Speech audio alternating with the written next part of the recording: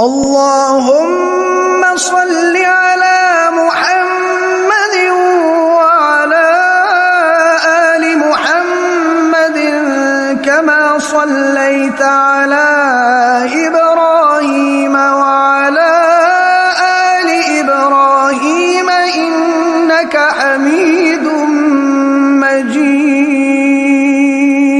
اللهم بارك على محمد وعلى آل محمد كما باركت على إبراهيم وعلى آل إبراهيم إنك حميد مجيد۔ وادی قباء میں آمد۔ رسول اللہ صلی اللہ علیہ وسلم کے سفر ہجرت کا اختتام قباء کی وادی میں ہوا۔ آپ کے سانسوں کی خوشبو پھیلی تو قباء کی ساری فضا معطر ہو گئی، ذرہ ذرہ جھومنے لگا۔ قباء کا تو مقدر جاگ اٹھا کہ آج وہ نبی آ پہنچے جن کی آمد کی نوید یہودی سنایا کرتے تھے۔ ہادی عالم کے سفر ہجرت کی خبر یثرب میں پہنچ چکی تھی۔ لوگوں کے شوق کا عجیب عالم تھا۔ وہ منتظر تھے کہ آپ کب تشریف لاتے ہیں۔ وہ آپ کے انتظار میں قباء کے باہر میدان میں جمع ہو جاتے اور اس طرف آنے والی راہ پر نظریں جما دیتے۔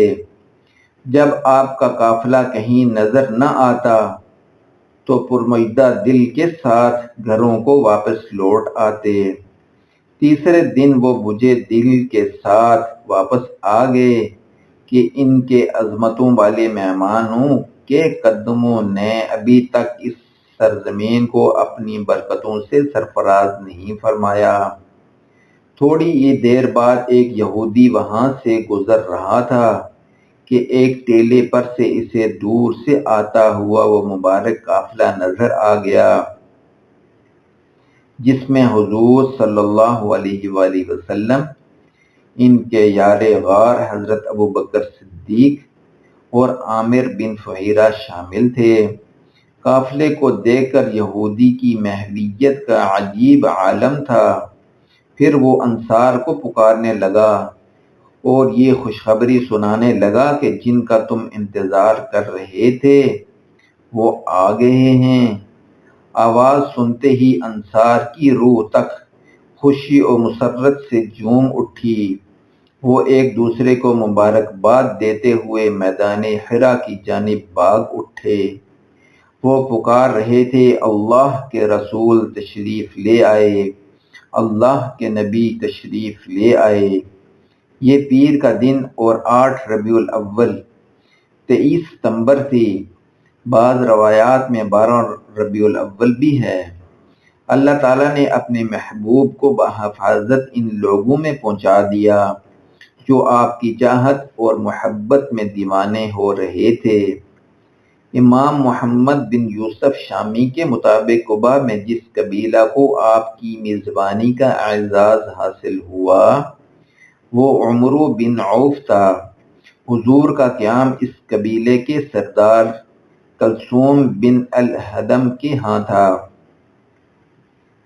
تاہم آپ حضرت سعد بن حشمہ کے گھر بھی رونق افروز ہوتے۔ حضرت سعد کا گھر بڑا تھا، ان کے بیوی بچے بھی نہیں تھے، لہذا صحابہ کرام اسی گھر میں آپ کی زیارت کرتے۔ قباء میں حضرت علی آپ سے آن ملے جنہیں آپ امانتیں لوٹانے کے لیے مکہ میں چھوڑ آئے تھے۔ حضور کو اطلاع دی گئی تو آپ نے انہیں طلب فرمایا۔ صحابہ کرام نے حضرت علی کی آبلا پائی کی اطلاع دی تو خود ان کے پاس تشریف لے گئے، انہیں گلے لگایا اور ان کے زخموں پر اپنا لعاب دہن لگا دیا جو پوری دنیا میں ہر دوا سے زیادہ اکثیر تھا۔ لہذا حضرت علی کی ساری تکلیف فوراً ہی دور نہیں ہو گئی بلکہ ان کے پاؤں میں پھر کبھی تکلیف نہیں ہوئی۔ حضرت نے قباء میں مسجد تعمیر کرائی۔ یہ پہلی مسجد ہے جو حضور نے تعمیر کرائی۔ اسی مسجد کے بارے میں ارشاد ربانی ہے، البتہ وہ مسجد جس کی بنیاد پہلے ہی دن سے تقوی پر رکھی گئی، حقدار ہے کہ آپ اس میں عبادت کے لیے کھڑے ہوں۔ اس میں ایسے لوگ ہیں جو ظاہراً و باطناً پاک رہنے کو پسند کرتے ہیں، اور اللہ تعالی شہار لوگوں سے محبت فرماتا ہے۔ مسجد مکمل ہو گئی تو حضور مدینہ تشریف لے آئے، مگر قباء کے ساتھ آپ کی محبت کا یہ عالم تھا کہ آپ ہر پیر کو وہاں تشریف لے جاتے۔ سرکار دو عالم نے مدینہ کی جانب رخت سفر باندھا تو قباء کے لوگ اداس اور پریشان ہو گئے۔ ان کی آنکھوں میں آنسو اور چہروں کے رنگ اڑے اڑے سے تھے۔ رسول اللہ صلی اللہ علیہ وآلہ وسلم بھی اپنے ان پروانوں کے جذبات سے بے خبر نہیں تھے۔ انہوں نے فرمایا، مجھے ایسی بستی کی طرف جانے کا حکم دیا گیا ہے جو بستیوں کی سردار ہے، لہذا اس اونٹنی کا راستہ چھوڑ دو کہ یہ مامور من اللہ ہے۔